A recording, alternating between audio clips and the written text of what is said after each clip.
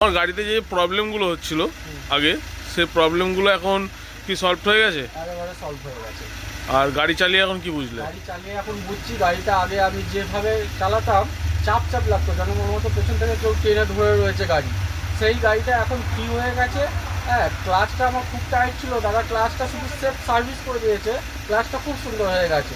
Engine গাড়ির মানে রাস্তা যেভাবে চলছে খুব ফ্রি, আর গাড়ি চালিয়ে খুব ভালো লাগলো আমার। এই প্রবলেমটা নিয়ে কতদিন ধরে ভুগছিল? প্রবলেমটা নিয়ে বেশ কিছুদিন ধরে ভুগছিলাম।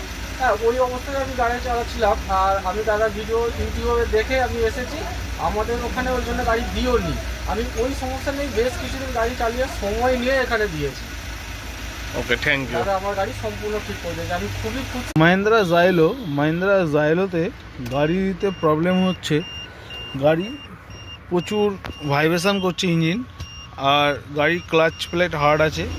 কাস্টমার নিয়ে এসছে আমাদের ইউটিউবের ভিডিও দেখে, কাস্টমার গাড়ি আমাদের কাছে নিয়ে এসছে।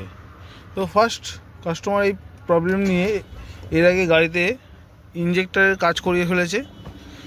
আর কাস্টমারকে যখন আমরা গাড়ি ডেলিভারি দেবো, তখন কাস্টমারের কাছ থেকেও শুনে নেবেন যে কাস্টমার কোথায় কী কাজ করিয়েছে আর কতদিন ধরে ভুগছে প্রবলেমটা নিয়ে, সেটাও আপনাদেরকে বলে দেওয়া হবে।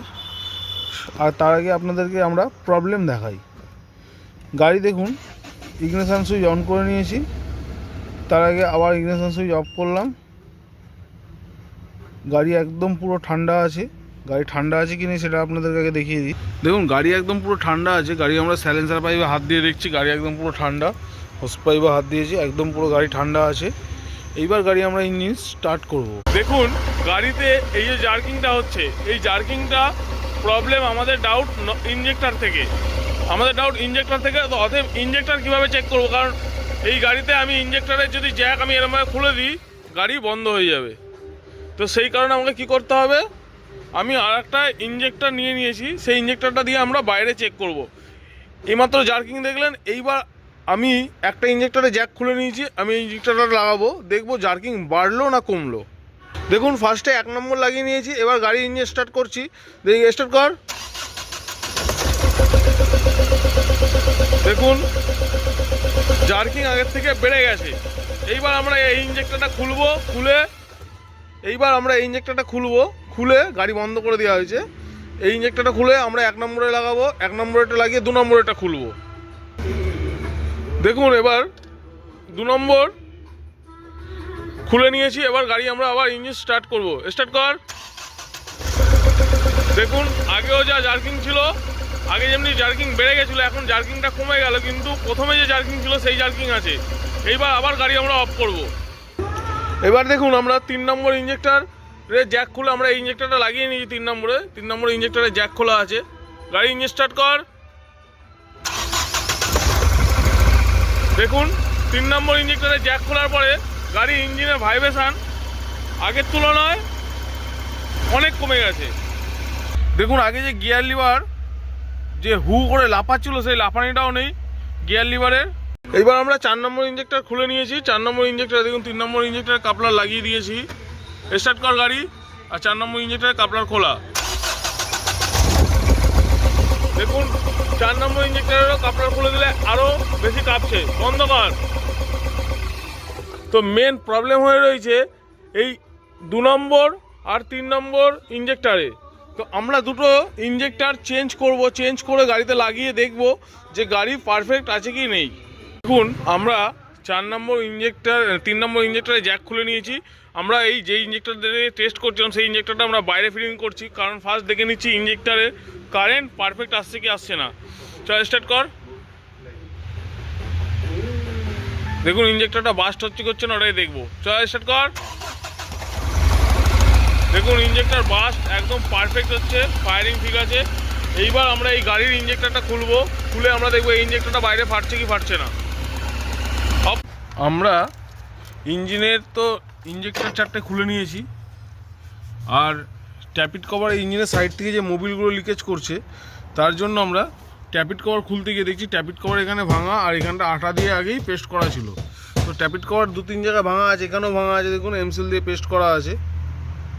তো এই ট্যাপিট কভারটা আমরা খুলবো, ট্যাপিট কভারটা চেঞ্জ করব।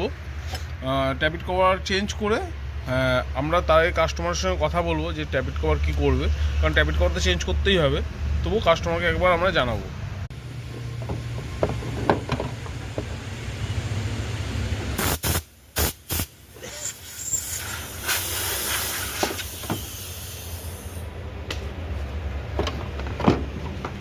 এখন আমরা জাইলো নিয়ে টেস্ট ড্রাইভে নিয়ে বেরিয়েছি, আর গাড়িতে এখন আর কোনো প্রবলেম নেই।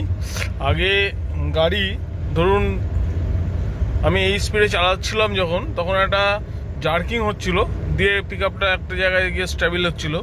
তো এখন সেসব কোনো প্রবলেম নেই, গাড়ি একদম পরিষ্কার চলছে। আর গাড়িতে স্টার্টিংয়ে আপনাদেরকে তো দেখিয়েছি যে এখন আগে কি ছিল, এখন কি পজিশানে এসছে। গাড়ি একদম পারফেক্ট আছে। এবার কাস্টমার এলেই কাস্টমারের কাছ থেকে আমরা ফিডব্যাক নেবো, কাস্টমার কি বলছে, কাস্টমারের মুখ থেকে কাস্টমার আগে গাড়ি চালাবে, চালিয়ে কাস্টমার কি ফিডব্যাক দিচ্ছে সেটাও আপনাদের কাছে আমরা সেটাও কাস্টমারের কাছ থেকে আমরা ফিডব্যাকটা নেবো, নিয়ে আপনাদেরকে জানাবো। গাড়ি দেখুন 100 কাছাকাছি স্পিড আছে, তো গাড়িতে কোনো প্রবলেম নেই। কাস্টমারকে নাকি বলা হয়েছিল গাড়ির ইঞ্জিন খারাপ আছে, গাড়ি ইঞ্জিন ব্যাক কম্প্রেসর হয়ে গেছে, ইঞ্জেক্টরে কোনো প্রবলেম নেই, যেখানে এর আগে ইঞ্জেক্টরে কাজ করিয়েছিল। তো চারটে ইঞ্জেক্টরেরই সেন্সার শর্ট ছিল। আমরা টেস্ট করেছিলাম গাড়িতে যে হয়তো একটা ইঞ্জেক্টর দুটো ইঞ্জেক্টর প্রবলেম পেয়েছিলাম গাড়িতেই, কিন্তু আমরা যখন মেশিনে যখন চারটে ইঞ্জেক্টর তুলেছিলাম, চারটে ইঞ্জেক্টরেরই সেন্সার শর্ট ছিল। সমস্ত কিছু কাজ কমপ্লিট করে নিয়েছি, কাছে ক্যামেরা নিয়ে দেখে নিন, সব কমপ্লিট করে নিয়েছি। এইবার গাড়ির ইঞ্জিন আমরা স্টার্ট করবো, যা ইঞ্জিন স্টার্ট কর দেখে নিন। একদম পরিষ্কার পরিচ্ছন্নভাবে সব কিছু কাজ করেছি, আর যা যা কাজ করেছি সেটাও আপনাদেরকে আমরা দেখাচ্ছি। প্রথম কথা, এখানে একটা মানে সেলোটেপ দিয়ে এই লাইনটাকে অফ করা ছিল, সেটাকে আমরা সুন্দর করে বোল্ট দিয়ে লাইনটা অফ করে দিয়েছি। এখানে হোস পাইপ ভাঙা ছিল, সেটাকে ঠিক করে দিয়েছি। ইয়ার মাস সেন্সার পরিষ্কার করেছি। দেখি স্টার্ট কর, দেখে নিন গাড়ি ইঞ্জিন স্টার্ট হয়েছে। আগে যে কাপ ছিল বুঝতেই পেরেছেন, এখন এক ফোঁটা কাঁপানি নেই, একদম ইঞ্জিন স্মুথ আছে। এবার আমরা গাড়ির ভিতরে চলে এসেছি। গাড়ির ভিতরে দেখে নিন, আগে গিয়ার লিভার ড্যান্স করছিল, এখন গিয়ার লিভার একদম পারফেক্ট জায়গায়, গিয়ার লিভারে ড্যান্স করা বন্ধ হয়ে গেছে। মিটারে দেখে নিন, আগেও চেক লাইট ছিল না, এখনও চেক লাইট নেই। আর ইঞ্জিন তো বলেই দিয়েছি, ইঞ্জিন ড্যান্স করা বন্ধ হয়ে গেছে, যে কারণে গিয়ার লিভার ড্যান্স করা বন্ধ হয়ে গেছে। এইবার আপনাদেরকে মেন কিছু জায়গা দেখিয়ে দিই, দেখে নিন যেসব জায়গাগুলো ইঞ্জিনে পুরো মোবিলে ভর্তি হয়েছিল, দেখুন এক ফোঁটা মোবিলে ভর্তি নেই, সব পরিষ্কার আছে, পরিষ্কার পরিচ্ছন্নভাবে কাজ করা হয়েছে। ওটা ইঞ্জিনের লেফট সাইড দেখলেন, এটা রাইট সাইড দেখে নিন, এখানেও পুরো একদম সুন্দর করে পরিষ্কার করে দেওয়া হয়েছে, কোনো জায়গায় কোনো মোবিল নেই। এমনকি এখান থেকেও দেখে নিন, ট্যাপিট কভার আমরা চেঞ্জ করেছি, ট্যাপিট কভার ভাঙা ছিল, ট্যাপিট কভার আমরা চেঞ্জ করেছি। এই হোসটা এরকমভাবেই গাড়িতে লাগানো ছিল। এই যে হোসের যে রবার্টগুলো, এই যে মিস্ত্রি যে লাগিয়ে দিয়েছিল, এই যে হোসের এই রবার্টগুলো এখানে নেই, এখানটা নেই, মানে কেটে কেটে গাড়ির ভিতরে অলরেডি চলে গেছে, মানে ইঞ্জিন খেয়ে নিয়েছে রবার্টগুলো, এরকম পরিস্থিতি। তো এইভাবে হোসটাকে গাড়িতে লাগিয়ে দিয়েছে। কাজ দেখুন। ভ্যাকুম মডুলেটর একটা খারাপ ছিল, ভ্যাকুম মডুলেটর আমরা চেঞ্জ করেছি। এইটা হচ্ছে দেখুন, এই চারটে ইঞ্জেক্টর গাড়িতে আগে ফিট ছিল, আর আমরা যে চারটে ইঞ্জেক্টর এখন লাগিয়ে দিয়েছি, সেই চারটে ইঞ্জেক্টর আমরা সেকেন্ড হ্যান্ড রানিং গাড়ির ইঞ্জিন থেকে খুলে নিয়ে এসেছি। তো সেই চারটে ইঞ্জেক্টর লাগিয়ে গাড়ির প্রবলেম সলভ হয়ে গেছে, আপনারা দেখতেই পেরেছেন। আর এইগুলো হচ্ছে বাতিল ইঞ্জেক্টরগুলো। এই চারটে ইঞ্জেক্টরের সেন্সার শর্ট আছে দুটো, যেই কারণে দুটো লাগিয়েছিলাম আমরা, দুটো লাগিয়েও প্রবলেম সলভ হয়নি। লাস্টে আমরা চারটে ইঞ্জেক্টরই ফেলে দিয়েছি, তারপর গিয়ে গাড়ি সলভ হয়েছে।